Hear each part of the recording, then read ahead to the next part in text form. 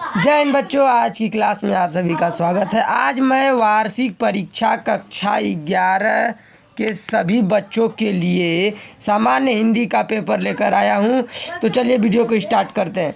देखिए, इस पेपर में समय 3 घंटे का होगा और पूर्णांक 70 होता है। 70 अंकों का पूर्णांक होता है और नोट लिखा हुआ है कि खंड क के 1 से 20 तक के प्रश्नों का उत्तर OMR पर दीजिए। यानी 1 से 20 तक खंड क के जितने भी प्रश्न होंगे उसे OMR शीट पर देना होगा, यानी उसको गोले को भरना होगा। चलिए खंड क को देखते हैं। चलिए, पहला दिया हुआ है प्रेम सागर के रचनाकार हैं। यानी जो प्रेम सागर जो रचना है उसके रचनाकार कौन है? ये तो इसका है लल्लू लाल जी। तो लल्लू लाल जी प्रेम सागर के रचनाकार हैं। और दूसरा दिया हुआ है परीक्षा गुरु के लेखक हैं। यानी परीक्षा गुरु जो है उसके लेखक कौन है? श्रीनिवास दास जी हैं। श्रीनिवास दास जी परीक्षा गुरु के लेखक हैं। चलिए तीसरा देखते हैं। तीसरा है इंदुमती। जो इंदुमती है ये क्या है? यह एक कहानी है। इंदुमती एक कहानी है।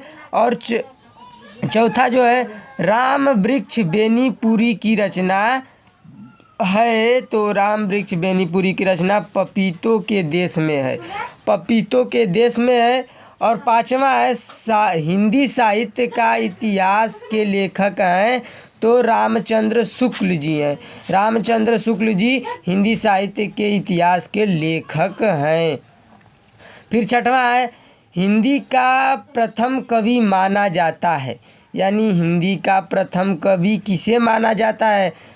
तो हिंदी का प्रथम कवि सरहप्पा को माना जाता है। सरहप्पा को हिंदी का प्रथम कवि माना जाता है।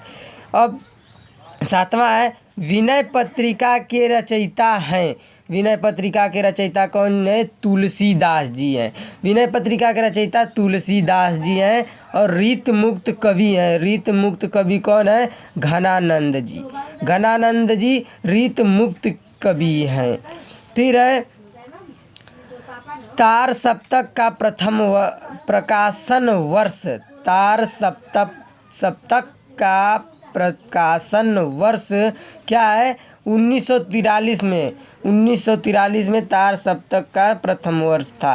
फिर कामायनी रचना है। कामायनी रचना है। तो कामायनी जयशंकर प्रसाद जी की रचना है। कामायनी जयशंकर प्रसाद जी की रचना है। अब है गायक का संधि विच्छेद। गायक का संधि विच्छेद क्या है?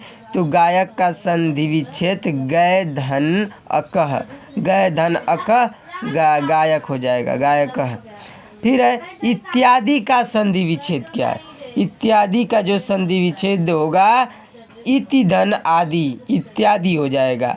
फिर नामसु की सही विभक्ति एवं वचन होगा। नामसु का विभक्ति और वचन क्या होगा? सही। तो सप्तमी विभक्ति बहुवचन है। नामसु में सप्तमी विभक्ति बहुवचन है। और आत्मा भी रूप आत्मन का जो है इसमें तृतीया विभक्ति बहुवचन है। तृतीया विभक्ति बहुवचन है।